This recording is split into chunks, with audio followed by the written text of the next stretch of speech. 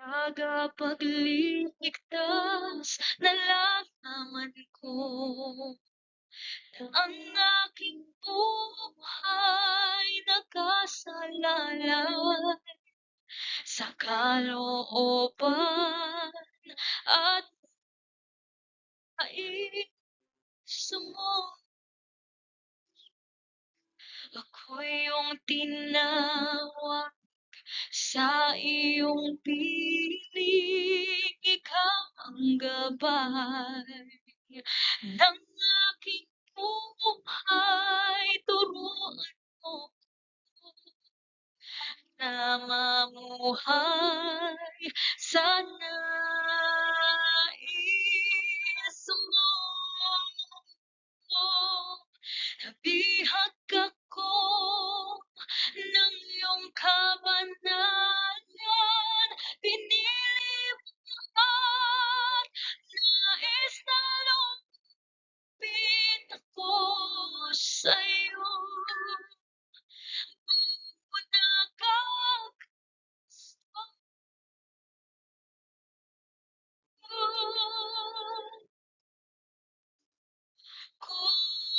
Kunin, hubugin, o Diyos akong gamitin,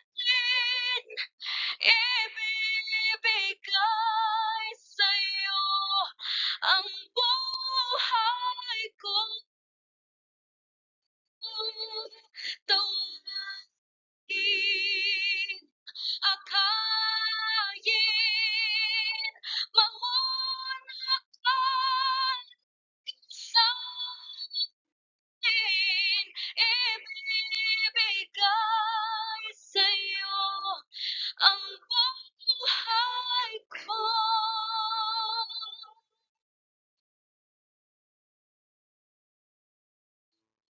Panginoong Diyos, tagapagligtas, nalalaman ko na ang aking buhay nakasalalay sa kalooban at nais mo.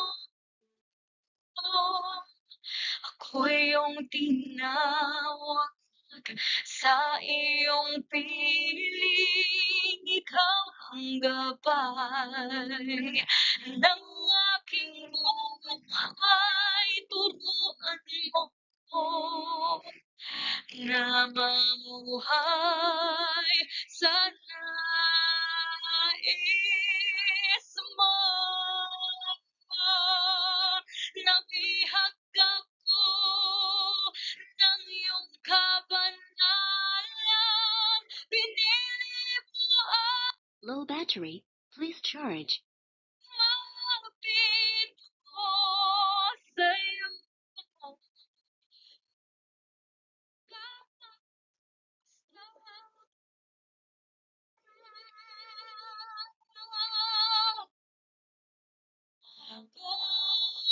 Kunin, hubugin, o Diyos akong gamitin, ibibigay sa'yo ang buhay ko. Tawagin, akayin, mamunakan mag-isa'kin, ibibigay sa'yo ang buhay ko.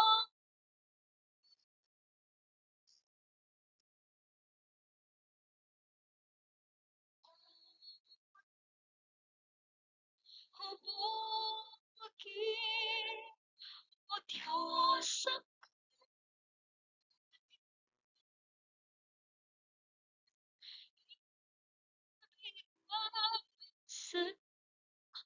ang buhay ko.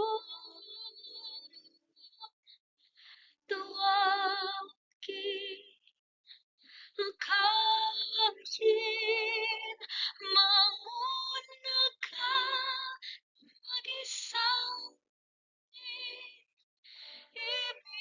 ibibigay sa'yo ang buhay ko.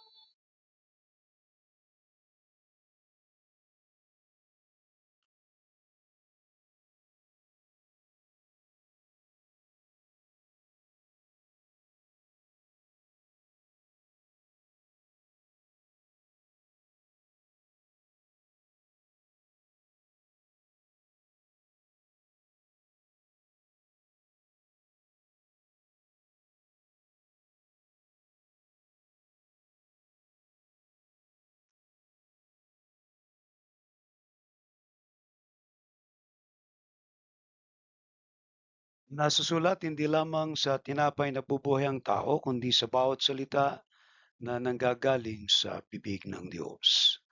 Atin pong recite ang sumasampalataya. Sumasampalataya ako sa Diyos amang makapangyarihan sa lahat, lumalang ng langit at lupa, at kay Kristo na anak niya, Panginoon natin na sa hiwaga ng Espiritu Santo, pinanganak ng Birhing Maria, nagdamdam ng hirap sa kahatulan ni Poncio Pilato, ipinako sa krus, namatay at nilibing sa ikatlong araw at nabuhay sa mga patay. Umakyat sa langit at umupo sa kanan ng Diyos amang makapangyarihan sa lahat. Doon nagmumula na paparito upang humukom sa mga buhay at mga patay. Sinasampalatayanan ko ang Espiritu Santo, ang banal na iglesyang laganap, ang pagkakaisa ng mga banal at kapatawaran ng mga kasalanan, ang kabuhayan ng katawan at ang buhay na walang hanggan. Siya nawa. Ang 10 utos, huwag kang magkakaroon ng ibang Diyos sa harap ko. Huwag kang gagawa para sa iyo ng larawang inanyuan. Huwag mong babanggitin ang pangalan ng Panginoon mong Diyos sa walang kabuluhan. Alalahanin mo ang araw ng Sabat upang ipangilin. Igalang mo ang iyong ama at ang iyong ina. Huwag kang papatay, huwag kang mangangalunya, huwag kang magnanakaw, huwag kang magbibintang sa iyong kapwa. Huwag mong iimbutin ang anumang bagay ng iyong kapwa. Pagpalain nawa ng Diyos ang pagbabasa ng kanyang mga salita. Kayo po ay nakatunghay sa thematic sermon of the Bible. At ang aklat na ating pundatalakayin ngayon ay nasa aklat ni Jeremiah. Right? So, nung po mga nakaraan mga Sunday ay natalakay na po natin ang mga aklat na to ng Old Testament, ang Genesis, Exodus, Leviticus, Numbers, and Deuteronomy. Ang history ay ang Joshua, Judges, Ruth, First, ano ba yan? First Samuel, Second Samuel, First King, Second King, First Chronicle, Second Chronicle, and then we have Ezra, and then we have Nehemiah, Esther in history. And then the Book of Wisdom ay dinaanan po natin din ang aklat ni Job, and then Proverbs, and then we have Ecclesiastes, right? And then Song of Solomon. And the Book of Prophets ay ating pong dinaanan din ang aklat ni Isaiah. And now, ay dito po tayo sa aklat ni Jeremiah. Alright? So, pamagat po ng ating paksa ngayong gabi ay ang mga plano ng Diyos para sa inyo. Alright? So, Jeremiah 29 verse 11, ito po yung pinaka-key o theme ng buong aklat ng Jeremias. So, every Bible o every book of the Bible ay meron pong mga tema. At kaya po tinawag po natin itong thematic sermon kasi yung pinaka-tema ng aklat ng Biblia, yun po ang ating tinatalakay at binibigyan ng paksa o pamagat.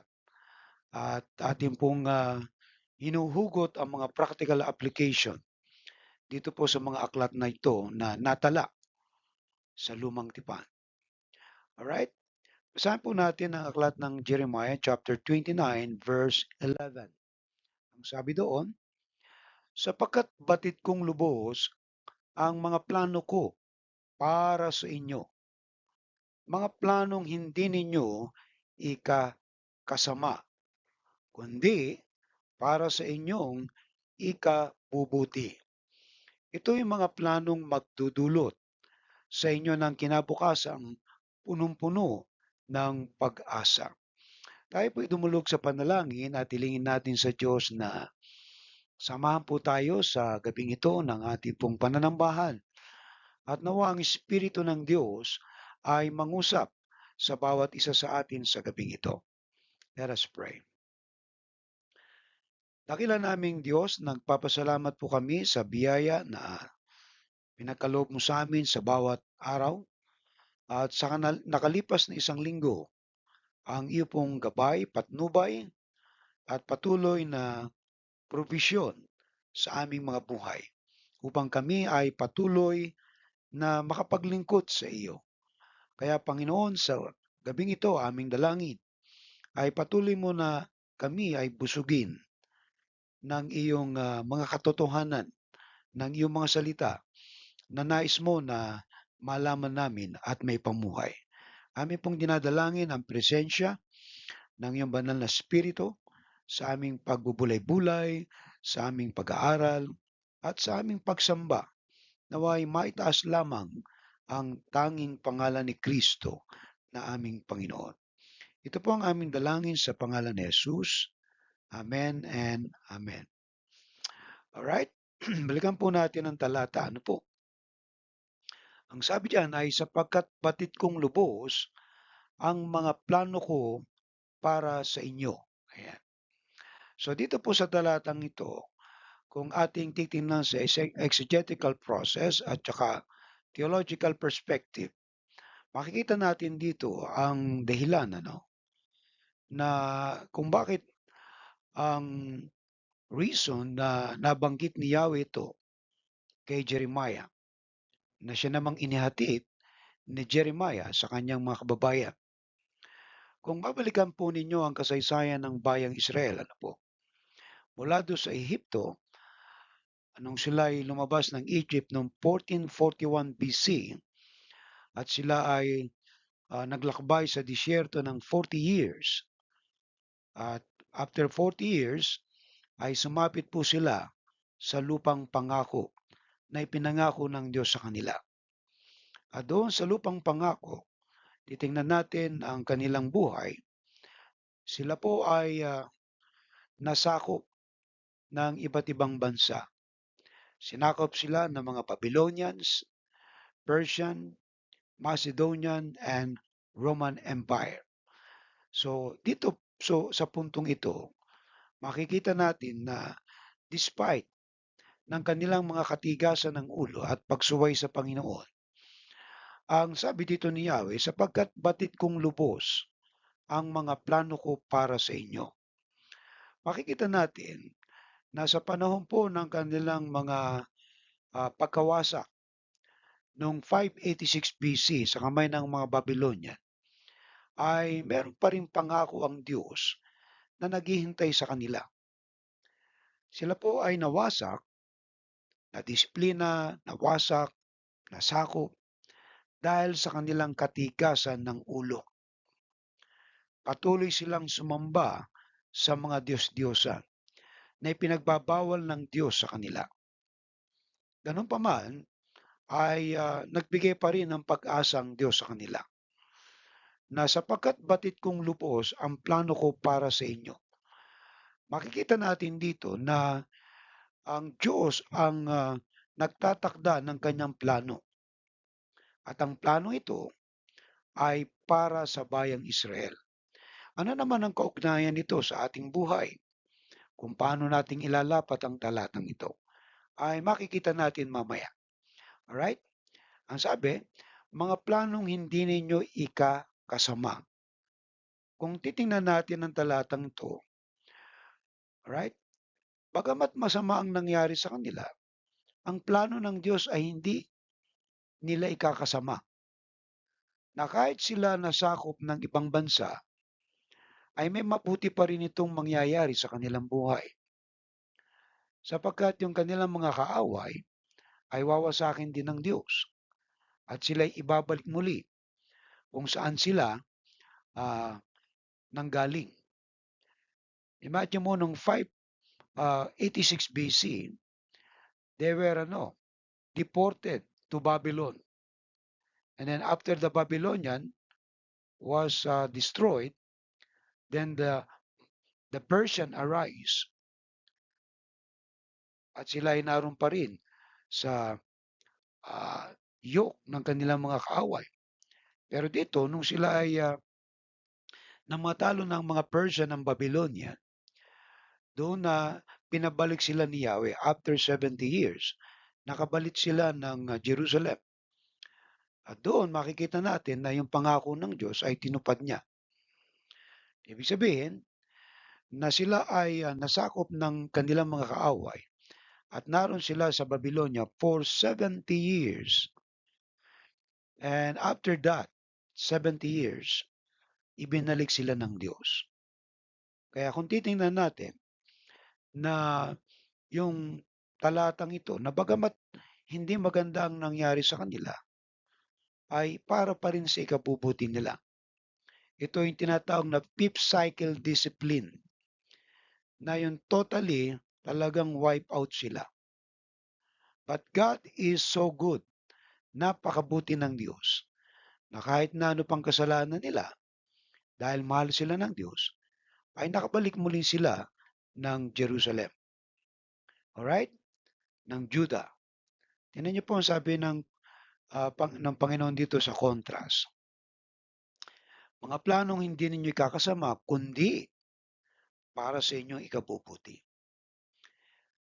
Ano daw itong bagay na to? Ito yung mga planong magdudulot sa inyo ng kinabukasang punong-puno ng pag-asa. So, ito ay prophesied ito, no? Hindi pa sila nawawasak. Pero ito'y anticipate na nang sabihin ni Jeremiah na kahit na masama yung mangyayari, para pa rin sa inyo ikabubuti, no? Imagine mo yun, 70 years sila sa captivity sa Babylon. And then, para sa kanila ikabubuti. So dito makikita natin ng prinsipyo na sa buhay natin, may nangyayaring iniisip natin na pangit, hindi maganda. Pero yan ay plano ng Diyos kasi meron kang dinadaanan. Kung meron mga pagdurusa, paghihirap, mga pagsubok na dumadating sa buhay mo, may plano ang Diyos diyan. At ang plano niya ay para sa ikabubuti mo. At siguro nagtatanong tayo sa buhay natin na laging may comparison tayo. Bakit ganito ang buhay natin? Laging kulang, laging kapos. Bakit tayo nagdurusa? Bakit tayo naghihirap? So ang tanong na yan ay nasagot na ng Biblia. Pinapahintulutan ng Diyos mangyari ang mga bagay sa buhay mo, katulad ng bayang Israel, at yan ay para sa ikabubuti mo. Ibig sabihin, tinuturuan ka ng Diyos at depende na sa iyo kung paano ka tutugon doon sa mga pagdurusa, sa mga karanasang dinadanas mo ngayon sa buhay. Para yan sa ikabubuti mo. At ang maganda dito, ito yung mga plano magdudulot sa inyo ng kinabukasang punong-puno ng pag-asa. You see? Ibig sabihin, walang bagay na masama na kinasasama ng isang mananampalataya o ng isang Kristiyano. Lahat yan ay para sa ikabubuti. Right? Ikabubuti, ibig sabihin, ano man ang mangyari sa iyo, magka-come out pa rin na maganda ang lalabas kasi plano yan ng Diyos sa buhay mo. Yung kahirapan, nagta-turn into riches. Yung pagdurusa, nagta-turn into joy. Amen po. So lahat yan merong pagbabago. Hanggat ikaw ay sumusunod sa plano ng Diyos. Alright? So much for our historical background itong talatang ito. Ano po? Ngayon, i-analyze po natin yung talata. Okay?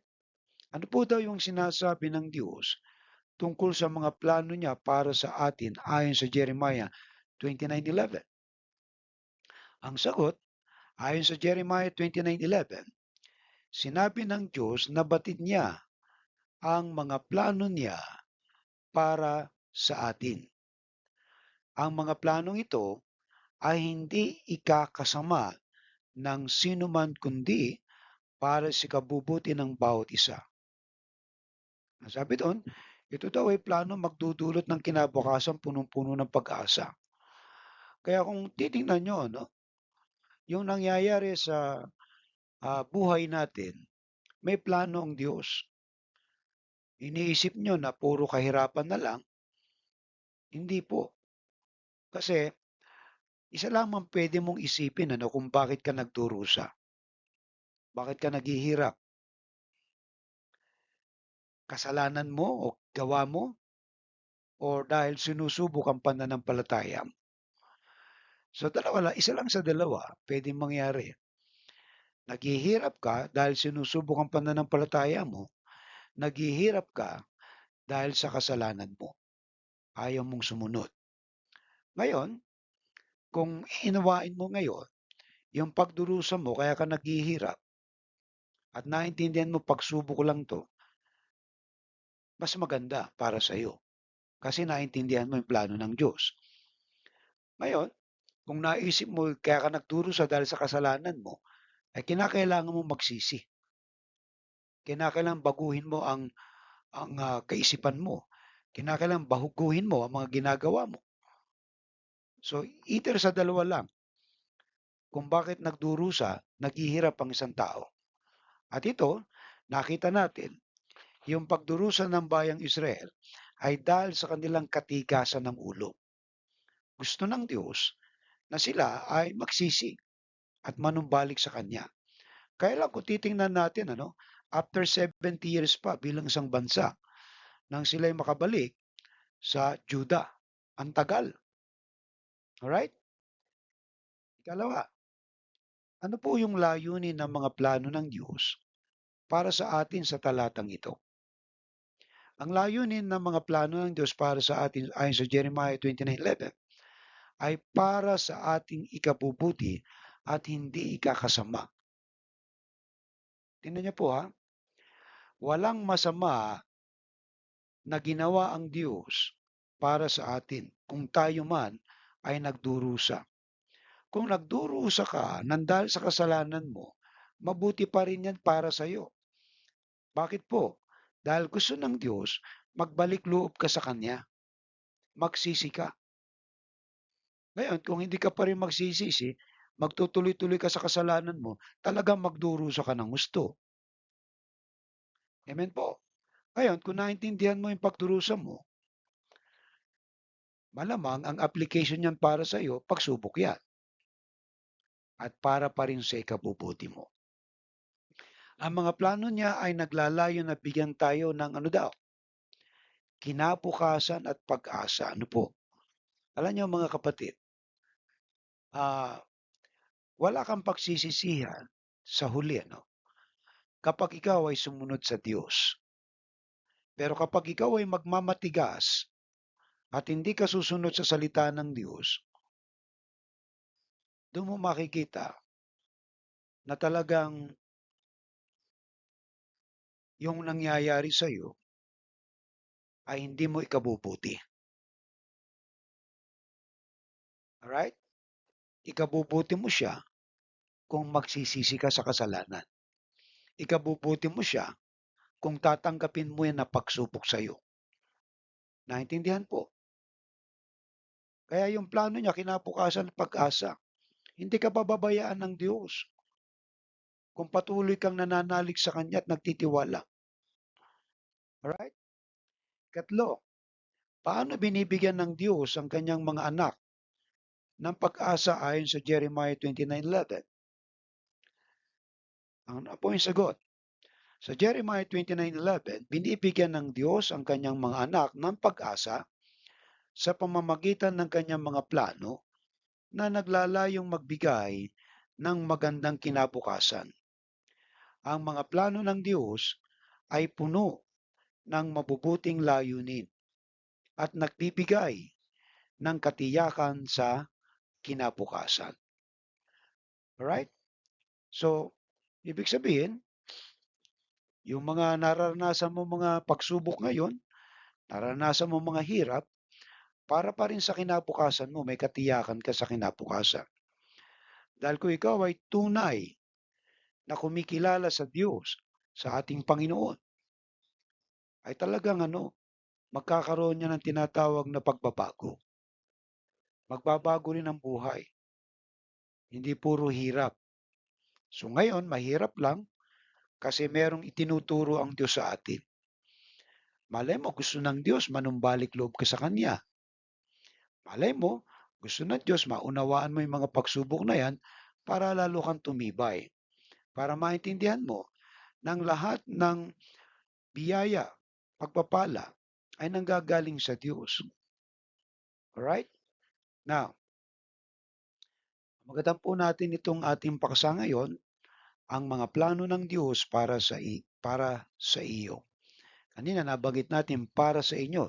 Ngayon, personalin natin. Ano ba yung mga plano ng Diyos para sa iyo? Alam mo ba ang plano ng Diyos para sa iyo?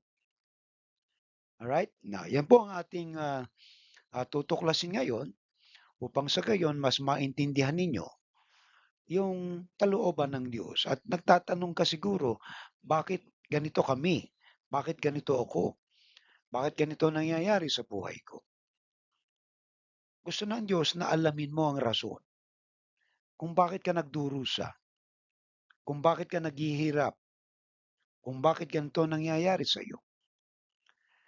Kapag tayo nagtanong at sa pamamagitan ng panalangin, sumasagot ang Diyos. Sasagutin ka niya. Kaya lang, bigyan mo siya ng tsansa para makapangusap sa iyo. Paano ka kakausapin ng Diyos kung hindi ka naman nakikinig ng salita ng Diyos? Paano ka kakausapin ng Diyos kung hindi ka nagbabasa ng Biblia? Paano ka kakausapin ng Diyos kung hindi ka man lamang sumisimba? Naintindihan niyo po? Hindi ka nakakausapin ng Diyos ngayon sa kuweba. Kakausapin ka ng Diyos sa paraan na ibinigay na ng Diyos sa iyo. Alright? Pero merong matitindi na kung paano kakausapin ng Diyos. Yung iba, kinakausap ng Diyos, yung kinakailangan muna nilang maaksidente ng malubha bago sila makinig. Huwag na nating hintayin yan. Kasi may mga kilala akong ganyan eh. Yung nagkabali-bali na ang buto bago nakinig. Alright? Yung muntikan ng mamatay bago bumalik sa Diyos. You don't need to do that. You don't need na gawin sa iyo ng Diyos yan. Kasi mahirap yan. Paano kung matuluyan ka? Pero may plano ang Diyos. Alright? Plano niya para sa iyo. Ang tanong, ano ba ang plano ng Diyos para sa iyo? Okay? Paano natin panghahawakan ng mga plano ng Diyos?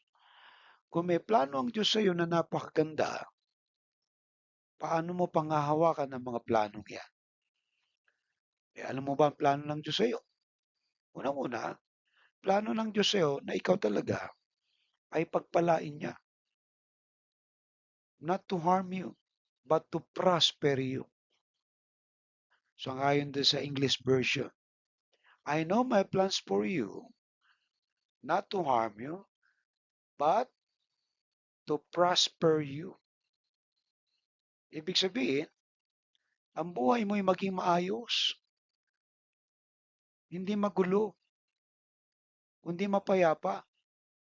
Pero kung hindi ka mapayapa at magulo ang buhay mo, magtatanong ka ngayon kung bakit. At yun, sasagutin ka ng Lord. Pero bigyan mo ng tsansa ang Diyos na kausapin ka. Dahil kung hindi ka makikinig sa salita ng Diyos, paano mo malalaman ang plano niya sa iyo? Alright? Are you ready? Number 1, paano mo panghahawakan ang mga plano ng Diyos? Magkaroon ka ng tiwala sa plano ng Diyos. Pag sinabi nating magkaroon ng tiwala sa plano ng Diyos, kailangan mo ng pagtitiwala doon sa kalooban niya, doon sa salita niya, doon sa kalooban niya para sa iyo. Hindi sa sinabi ng ibang tao, kundi sa sinabi ng Diyos sa iyo sa pamamagitan ng banal na kasulatan. Amen po. Number 1, magkaroon ng tiwala sa plano ng Diyos. Ang pagtitiwala sa plano ng Diyos para sa ating buhay, kahit hindi natin naunawaan ang kasalukuyang sitwasyon. Parang mahirap, pero yun ang kailangan. Hindi mo naintindihan, pero magtiwala ka lang dun sa plano ng Diyos sa buhay mo. Ang pag-alam na may mabuti siyang plano para sa atin ay nagbibigay ng lakas upang harapin ang anumang hamon. Kung naniniwala ka na yung mga nangyayari sa iyo ay pagsubok ng Diyos, kakayanin mo yung mga problema na dumadating sa buhay mo. Alright? So, kung hindi mo kakayanin yan, at ikaw ay susuko, hindi mo naintindihan. Kasi ang feeling mo, mag-isa ka na lang sa buhay mo. Pero ang hinahanap ng Diyos sa atin ay yung magtiwala sa kanyang kakayahan. Doon sa plano niya sa buhay mo. Ang plano niya para sa iyo, para sumagana ang buhay mo. Talagang mag-i-stick ka doon sa kanyang kasalukuyang nangyayari sa buhay mo. Kumbaga, gusto ng Diyos na makinig ka. Maunawaan mo yung salita niya. Kasi kung hindi ka makikinig ng salita niya, hindi mo siya makikilala at hindi mo siya maintindihan at sisisihin mo pa siya kung bakit nangyayari ang mga bagay na ito sa buhay mo. Yung iba, nung mamatayan ng anak, sinisi ang Diyos. Nung naghihirap, sinisisi ang Diyos. So, minsan, magtatanong tayo sa sarili natin, ano ba yung plano? Ano ba yung kalooban ng Diyos sa akin? Kung kalooban ng Diyos sa iyo na makilala mo siya, kinakailangan talaga magbasa ka ng Bible. Dumalo ka sa pagsamba, makinig ka ng salita ng Diyos. At mapanghahawakan mong salita ng Diyos ng matibay kapag nagtitiwala ka dito. Yun ang kailangan mo. Magtiwala sa Kanya para lalo kang lumakas ang kalooban sa pagharap ng mga hamon. Sa bawat pagsubok, tandaan natin, at pagdurusa, alalahanin na ang Diyos ay may mas magandang plano para sa atin. Ang pagtitiwala sa Kanya ay magdadala ng kapayapaan at pag-asa. Amen? Kaya nga dito po sa ating puntos na to, na sa bawat pagsubok at pagdurusa, alalahanin lang natin na may mas magandang plano lagi ang Diyos sa atin. Huwag nating intindihin yung hirap kasi normal naman talaga. Yung hirap kasama na sa buhay yan eh. Pero yung naghihirap ka at may kagalakan ka, ibang usapan yun. Pero kung ikaw ay nagdurusa, sinusubok ka, nagdurusa ka, alright? Meron kang kagalakan, alright? Alalahanin mo na ang Diyos ay may mas magandang plano. Ang pagtitiwala sa Kanya ay magdadala ng kapayapaan at pag-asa. So ito lang yung ating nakikita eh. And kapag tayo nagtiwala sa Kanya, right? So ano bang nagagawa ng pagtitiwala sa Diyos? Pag nagtitiwala tayo sa Kanya, kapayapaan at pag-asa ang ating matatamo. Kaya panghawakan natin yung plano ng Diyos sa buhay natin.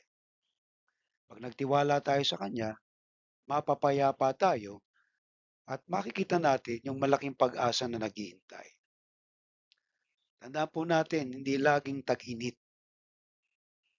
at hindi din laging bagyo. Dumadaan lang yan. Cycle lang po yan. Alright? So, ganun po rin naman sa mga pagsubok at pagdurusa sa ating buhay. Cycle lamang yan. At inihanda tayo ng Diyos sa mas malaki, malawak na pagpapala na inihanda niya para sa atin. Alright? That's number 1. Number 2, magplano ng kinabukasan na puno ng pag-asa. So, paano natin panghahawakan? Ito yung sagot natin. Yung magplano ng kinabukasan na puno ng pag-asa. Ang paghahanda at pagpaplano para sa hinaharap na may positibong pananaw ay kailangan natin. Ang pagtingin sa hinaharap na puno ng pag-asa ay makakatulong sa atin na magpatuloy at magtrabaho para makamit ang ating mga layunin. So when you say paghahanda at pagpaplano, ibig sabihin nito na yung ating mga gustong gawin nakaugnay lagi dun sa plano ng Diyos. At paano ba ito mangyayari? Alam niyo mga kapatid, gusto nating umunlad sa buhay. At malamang maaari meron tayong mga pinagkakakitaan o pwedeng kayang gawin. Pero kung gagawin natin ay sala doon sa kalooban ng Diyos, magkakaroon tayo ng problema diyan. Gusto mo ngang kumita ng pera pero sa halip na magtinda ka ng pagkain, iba ang tininda mo, nagtinda ka ng drugs. So malaking problema yan. Sa halip na maghanap buhay, nagnakaw ka. O sa halip na magbenta ka ng maayos, nandaya ka pa. So dito natin makikita na kapag sala na doon sa kalooban ng Diyos, doon tayo nagkakaroon ng problema. Alright? So yung pagpaplano ng pag-unlad, pagbabago ng buhay, hindi po na-shortcut yan. Lagi pong may proseso, may tamang paraan. Okay? So kailangan mong makinig para matuto. Kayo pong nakikinig ngayon, kung kayo po ay nakikinig ng salita ng Diyos at gusto nyong matuto, simulan nyo mula una hanggang dulo. Pero kung kayo po ay nag-tune in lang at umalis kayo, huwag nyong dayain ang sarili nyo, hindi kayo matututo. Amen po. Kasi ang mga positibo ang pananaw sa buhay, nakikinig at handang matuto. Doon nadidevelop ang pagtitiwala sa Diyos. Pero kung lolokohin mo yung sarili mo, malaking problema mo yan. Aanihin mo din yan. Ini-encourage ko kayong makinig ng salita ng Diyos kasi may pakinabang sa pakikinig ng salita ng Diyos. Sa dami ng mga scholar natin, ilan lang yung nakikita kong nag-tune in. Yung iba, hindi pa. Alright? So malaking problema talaga yan. Hindi kayo natututo. Tingnan niyo po yung kasunod dito. Ang pagtingin sa hinaharap na puno ng pag-asa ay makakatulong sa atin na magpatuloy. Yung mag-persevere. Kasi pagka nakita mo yung hinaharap, ito yung plano ng Diyos, medyo malayo pa lang pero makikita mo, tanaw mo na. Alright? At yun, hindi mo siya mararating ng shortcutin mo, bibiglayin mo. Lahat ay dumadaan sa proseso. Alright? Anumang tagumpay, anumang pag-angat sa buhay, Talagang dadaan ka sa proseso. Walang shortcut. Ang gumagawa lang ng shortcut, yung mga nagmamadali.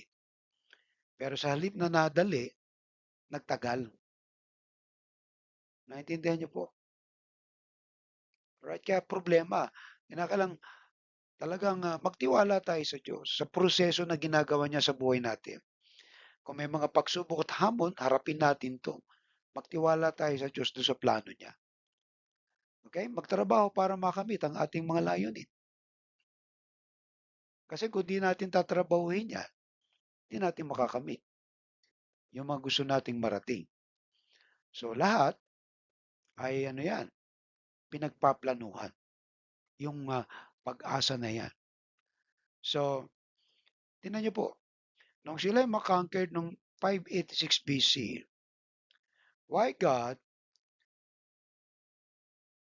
allowed them to wait for 70 years? Bakit kinakailangan pa nila maghintay ng 70 taon? Ang tagal. So, yung kanilang mga anak, nadala nila, doon na nagsilaki, hanggang makbalik ng Jerusalem. Yung iba, mga namatay na.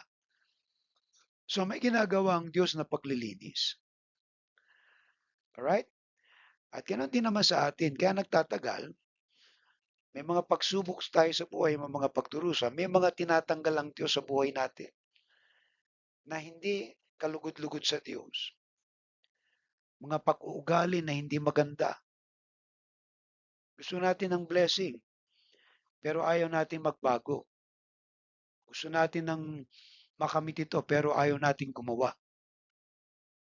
Mga kapatid, sa mga tao nagnanais ng pagbabago ng buhay, pinaplano nila yan, ginagawa nila para magbago ang kanilang buhay. Amen po. Gusto mong maging masigla ang katawan mo, maging malusog. Puro sigarilyo naman yung pinagsasaksak mo sa bunganga mo, alak na iniinom mo. O ano mangyayari sa buhay mo?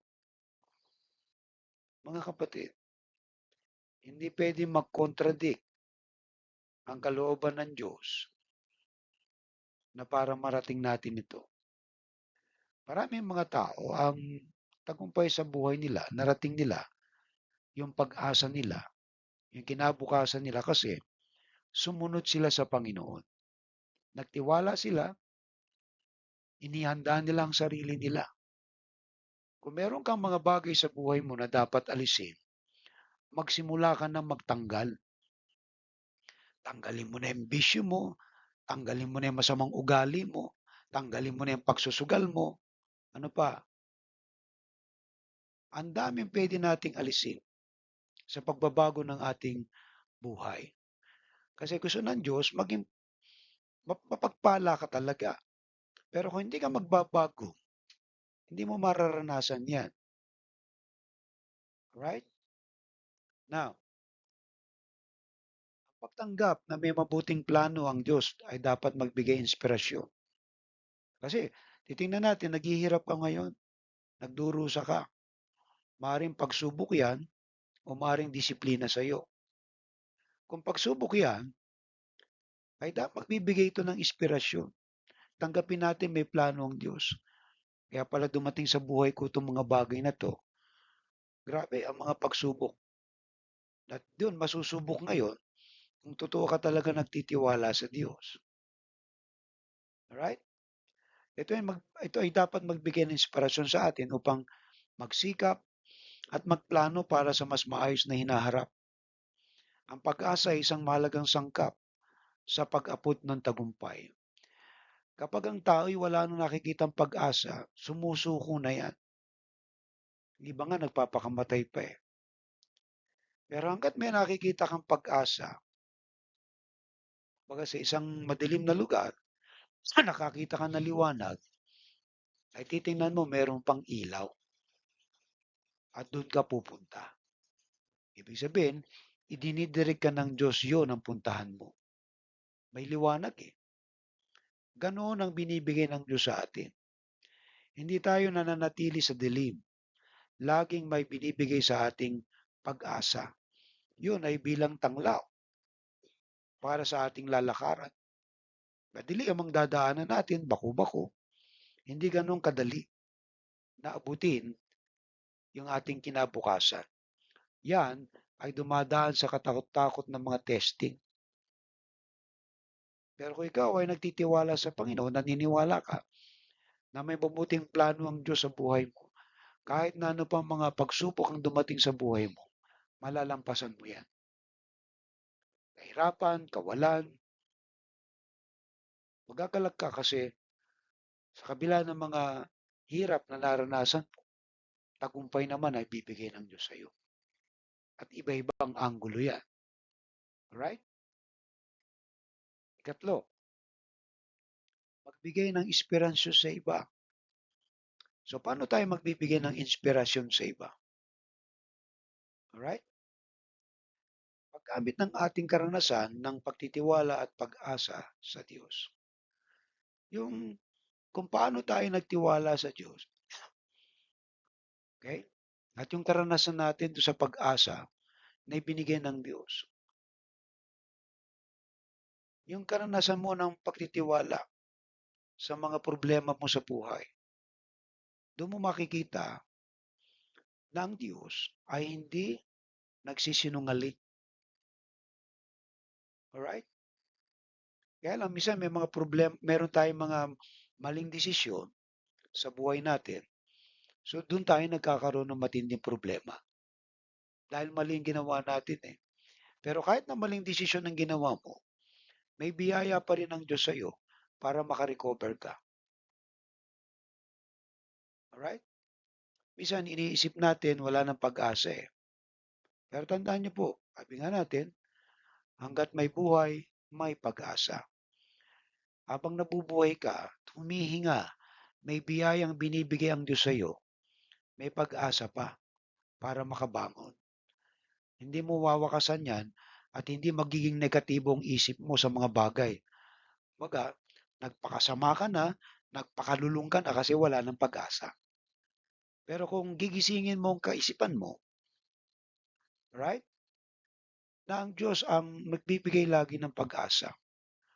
Kaya yung mga nakaranas ng sandamakmak na hirap, pwede nilang sabihin yung kung paano sila nagtiwala sa Diyos. Ginawa nila at yun, talagang nakaahon sila. Maraming istorya namang business success ng isang tao na talagang kumbaga nanggaling sa hirap, nanggaling sa wala. At yun ay patutuon ng pagtitiwala sa Diyos. Naalala ko noon, nung kami ay maliliit pa. Kasi kami apat na magkakapatid. At yung mga magulang namin ay hindi naman talaga nakapagtapos ng pag-aaral. Pero yung nanay ko, ano yun? May alam siya. Ang alam niya talagang manahi. Nagsimula lamang siya dun sa, dahil hirap nga kami nakikitira lang. So, mahirap ang buhay talaga. So, unti-unti, dahan-dahan, yun ang kinabuhay. Kaya yung aking ama naman ay, kumbaga isang driver, sideline. Minsan ay nangunguryente dun sa laot. So, iba-ibang trabaho. Sabihin, walang regular. Yung nanay ko, ganun din naman. Kumbaga, yung pananahilang din niya. Pero nung makakilala siya sa Panginoon, mas lalong nagkaroon ng magandang pagbabago ang buhay. Imagine mo, nung kami malilit pa, wala kaming sariling bahay eh. Pero hindi naman kami naupa. Nakikitirik lang. Pero dumating yung panahon, hanggang nakakilala sa Panginoon, yung aking kapatid nakakasama doon sa World Vision, hanggang kami ay natuto ng sumamba, dumalo, nakikinig ng salita ng Diyos, dumadalo ng Bible study. Binuksan ng Diyos ang maraming pintuan. Nagkaroon ng mga pagbabago ang buhay. Kaya yung pagtitiwala sa Diyos, isang inspirasyon yan na masasabi mo ba't may papatutuo mo sa iba na sa tulong ng Diyos kaya kami nakaahon. Pero sinangkapan rin ng pagsisikap, pagtatrabaho. Hindi naman po yan tinatawag nating babagsak na lang galing sa langit eh. May proseso. Hindi mo pwedeng hintayin yung bayabas na bumaksak sa bibig mo. Pagka ganun ang ginawa mo, unahan ka ng ipon. Naintindihan niyo po? So lahat ng bagay na pinagsisikapan ay ano yan, talagang makakamit mo kapag ikaw ay patuloy na nagtitiwala sa Diyos. Mahirap lang talaga sa una. Right? Minsan may mga bagay tayong gusto nating sukuan dahil napakahirap. Pero tuloy lang. Kahit sa paglilingkod, tuloy-tuloy lang. Alam ko na darating araw, magbabago din ang lahat. Right? Kahit yan sa pagpapamilya, sa relasyon, sa hanap buhay, magbabago din ang lahat. Kung tayo patuloy lang na nagtitiwala. At kapag nakamit mo na yan, ikaw naman ang magpatotoo ng karanasan mo. Ikaw ang magsabi ng kwento sa buhay mo. Tanungin po ninyo lahat ng mga taong nagtagumpay. Kahit si Abraham Lincoln, how many times na bumagsak yan, natalo sa eleksyon. Yung may-ari ng establishment ng SM, kung paano nagsimula. Ngayon, grabe. Sino pa bang pwede nating banggitin? Mga may-ari ng na nagsimula lamang sa 1 kilong kamatis, nagbebenta ng yung aking kilala na nagtinda lang nagsimula sa puhunan na 20 pesos ng ice candy. Dahil sa pagtitiyaga, ayun, nakabili na ng sasakyan hanggang mag-distribute na ng kanyang mga ice candy. At namami na. So, kapag sinamahan natin ang pagtitiwala sa Diyos, lahat ng kahirapan, nawawala din magbabago din ang lahat. Kaya yung binabanggit dito sa talata natin na lubos kong alam ang plano ko sa iyo. Hindi mo sa ikasasama mo, kundi sa ikabubuti mo. Kaya kung dumadaan ka sa mga paghihirap, ay damhin mo lang. Kasi magbabago din ang lahat eh. Maghintay ka lang. May tamang panahon para sa iyo. Okay? Mari tayong maging instrumento ng pag-asa at pananampalataya para sa mga taong nakapaligid sa atin. Yung nagpatuloy ka, nagtiyaga ka lang, lalong-lalo na yung paglilingkod sa Panginoon. Tutuloy-tuloy ka lang, nakikinig ka lang. Right? Huwag niyo sawaan kapag salita ng Diyos ang pinapakinggan. Huwag kayong mag-tune in tapos aalis kayo. Huwag ka na lang mag-tune in. Kasi sayang. Naintindihan niyo po? Alright? So, hindi naman to napakatagal, napakahaba. 1 hour lang talaga to. Alright? Maaari tayong mag-instrumento. Nandiyan yung mga kapatid. Ang ating patutuo ng pananampalataya at pagtitiwala sa Diyos ay maaaring maging gabay para sa iba na dumadaan din sa mga pagsubok. Ang pagbabahagi ng ating karanasan ay magbibigay ng liwanag at pag-asa sa kanilang buhay. Kaya nga, maunawaan mo yung plano ng Diyos sa buhay mo. Kung naghihirap ka ngayon, intindihan mo na pagsubok yan sa iyo. Ngayon, kung naghihirap ka dahil sa kasalanan mo, magsisi ka. Bumalik ka sa Diyos. Alright? So, buti natin. Ang Jeremiah 29:11 ay naglalaman ng mensahe ng pag-asa at katiyakan mula sa Diyos. Sinasabi nito na batid ng Diyos ang kanyang mga plano para sa bawat isa sa atin. Mga plano na hindi kasasama, kundi ikabubuti natin. Ang mga plano ng Diyos ay naglalayong magdulot sa atin ng kinabukasan na puno ng pag-asa. Nagbibigay diin sa kanyang pagmamahal at layunin na bigyan tayo ng mabuting buhay. Kung dumadaan ka sa mga pagdurusa at paghihirap, pagsubok sa buhay, magtiwala ka lang sa Diyos. Right? And then, panghawakan mo yung plano ng Diyos sa iyo. Tingnan hamon natin. Kaya mo bang magtiwala sa plano ng Diyos? Kaya mo bang magplano? Kaugnay sa plano ng Diyos. Kung tayo magpaplano man sa buhay natin, iugnay natin lagi sa plano ng Diyos. Kung sa plano mo na hindi ka makapagsisimba, baguhin mo. Kung sa mga plano mo, hindi ka na nakapagbabasa ng Bible, baguhin mo yan. Kung sa mga plano mo at hindi ka makapaglilingkod sa Diyos, baguhin mo yan. Mapapahamak ka dyan. Marami na akong nakita ganyan na ipinagpalit nila ang kanilang araw ng pagsamba sa trabaho. What is the end? Ayun, distraction. No direction. Nakaalala na okay na sila, hindi sila okay. Hindi ka magiging okay kapag ang Diyos ay nawala sa buhay mo. Tandaan mo yan. Kahit na ano pang ganda na sinasabi mo, inaasahan mo at pag-asa mo, dito mapapabuti ang buhay mo.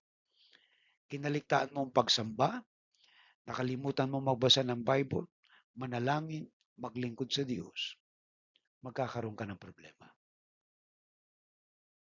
Amen po. Kaya dito nasusubok tayo kung anong kukunin natin sa buhay natin. Kung ang Diyos ay mawawala ng puwang sa buhay mo, mali ang plano mo. Nangyari na po yan. Marami na ako nakita. Kahit sa mga mag-asawa. Si lalaki nag-abroad, naiwan si babae. Dating ni lalaki, yung isang anak na iniwan niya, dalawa na. Sa mag-asawa, dapat kung kayo mag-a-abroad, sabay kayo. Magsama kayo. Kung hindi naman, dito kayo. Magtiis kayo. Mag-asawa kayo, huwag kayo maghiwalay. Marami ng istoryang ganyan.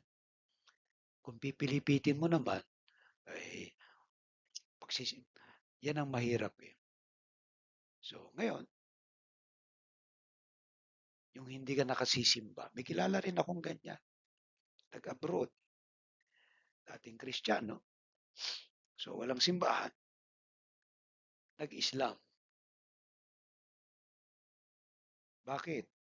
Eh, may pangako sa kanya, tataasan ng sweldo niya pag na-convert siya sa Islam. Hello? Nakikita niyo po. And then pag uwi niya, ayun, ganun pa rin ang buhay niya. Mga kapatid, hindi mo pwedeng alisin ang plano ng Diyos sa buhay mo. Ngayon, kung sasakay ka sa plano ng Diyos, mapapabuti ang buhay mo.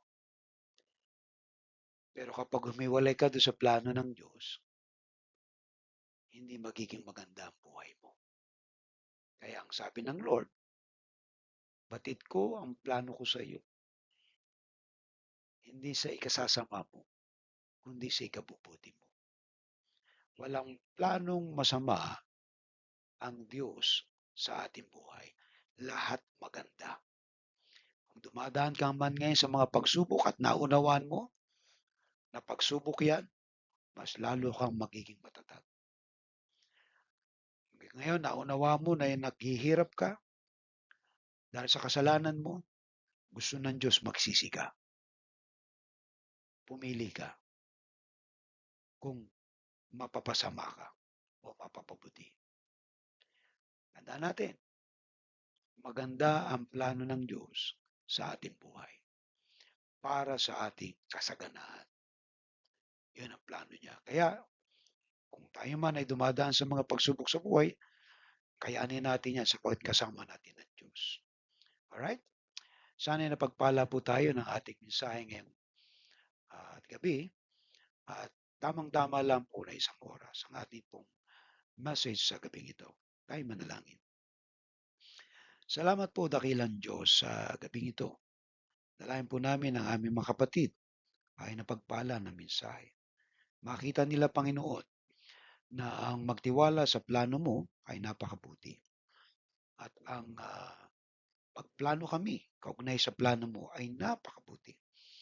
At maging inspirasyon kami para sa iba dahil kami nagtiwala sa iyong mga plano. Ama namin Diyos, salamat po sa napakagandang plano mo sa aming buhay. Aming dalangin, nawa o Diyos, patuloy kami na sumunod sa iyong kalooban. Pagpalain mo po ang aming mga kapatid na nakatungay ngayon, ang aming mga scholars, aming mga members, at aming mga kasama, Panginoon, mga kaibigan na nakikinig. Ikaw po ang patuloy nakikilos sa kanilang buhay. Salamat po, O Diyos, sa pangalan ni Jesus. Amen and amen. Alright?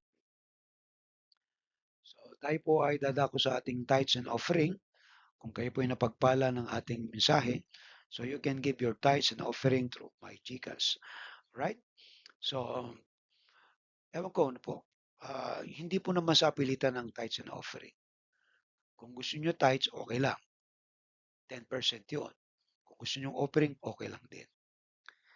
Right?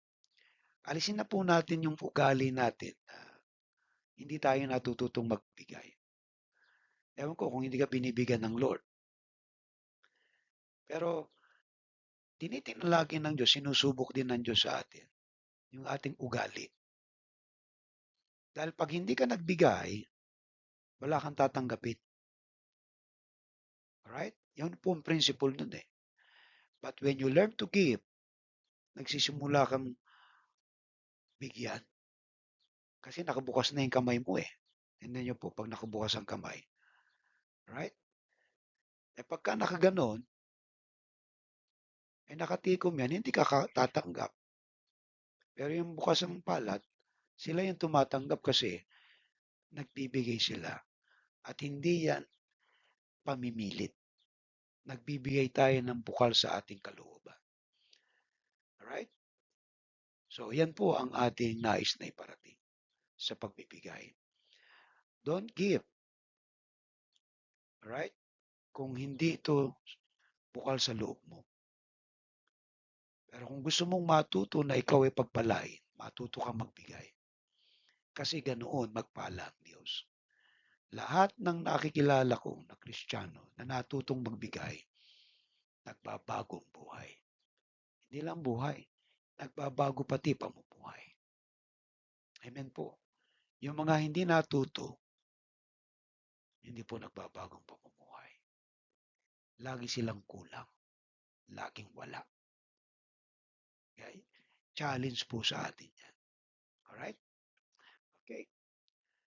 So, yan po yung ating report ng mga nakaraan na po. Tapos na po yan.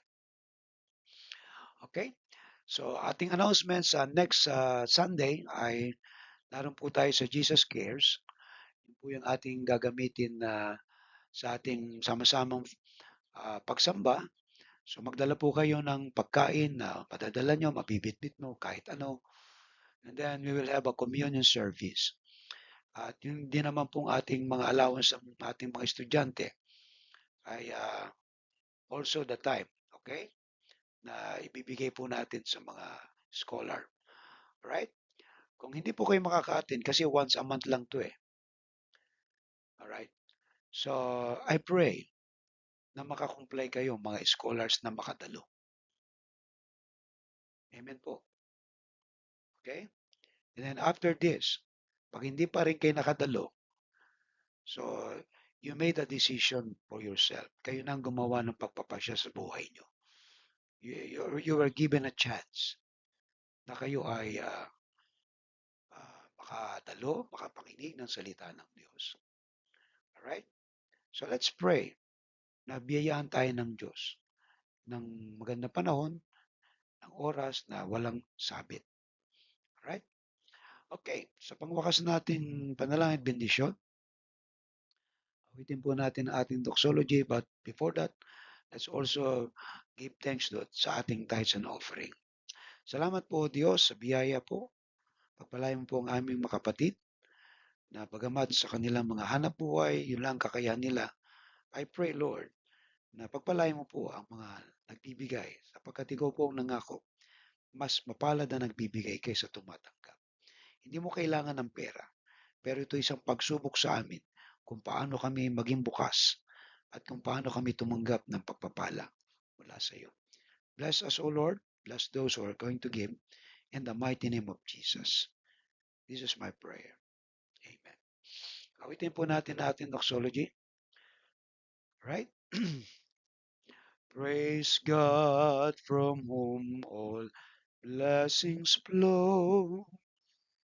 Praise Him, all creatures here below. Praise Him above, ye heavenly hosts. Praise Father, Son, and Holy Ghost. Amen. Amen. Right? So, pagpalain ka nawat, ingatan ni Yahweh. Kabagan ka nawat, subaybayan ni Yahweh. Lingapin ka nawa at bigyan ng kapayapaan ni Yahweh. Tatlo pong amen. Amen. Amen. Amen. God bless you po and see you. We will see you on next Sunday. Sa Jesus Cares, 3 o'clock po yung ating service.